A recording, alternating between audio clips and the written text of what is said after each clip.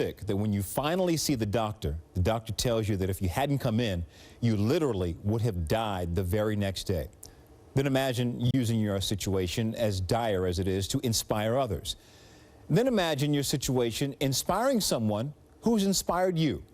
If your name is Rashawn King, you aren't imagining any of that. You're living it. And if your name is Lebron James, you're inspired by it. Here's Rachel Nichols.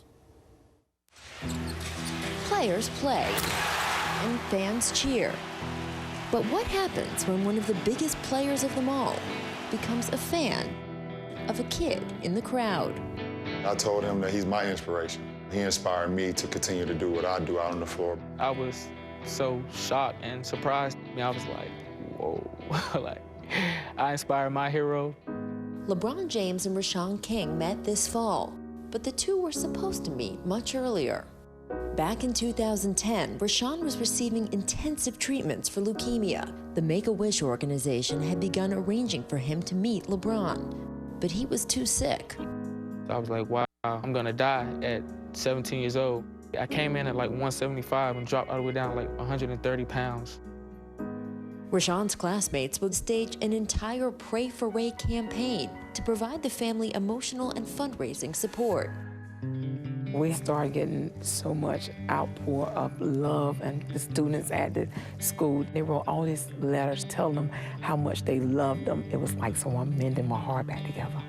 So as Rashawn recovered, he told Make-A-Wish he'd had a change of heart. Okay, LeBron James, I really want to meet him bad as my hero, but you know, why not give back to those who helped me out and was there for me when I was sick and I was down. His new choice? In April of 2012, Rashawn had lunch purchased for his entire school. You basically got traded for 1,900 Chick-fil-A sandwiches. How do you feel about that? In this case, I feel good about it. And yet, the two would get to meet after all. Hearing the story about the kid, if I didn't have time, I was going to make time for him.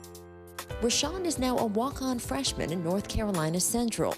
And when the Heat played a preseason game in nearby Raleigh, Rashawn's coach, who's friendly with LeBron, set up a surprise meeting.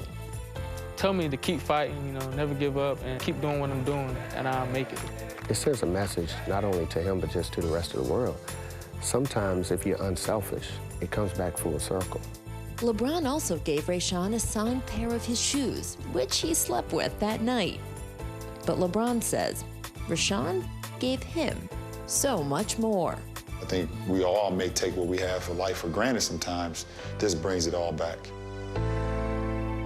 Yeah, it does. Coming right up from our custom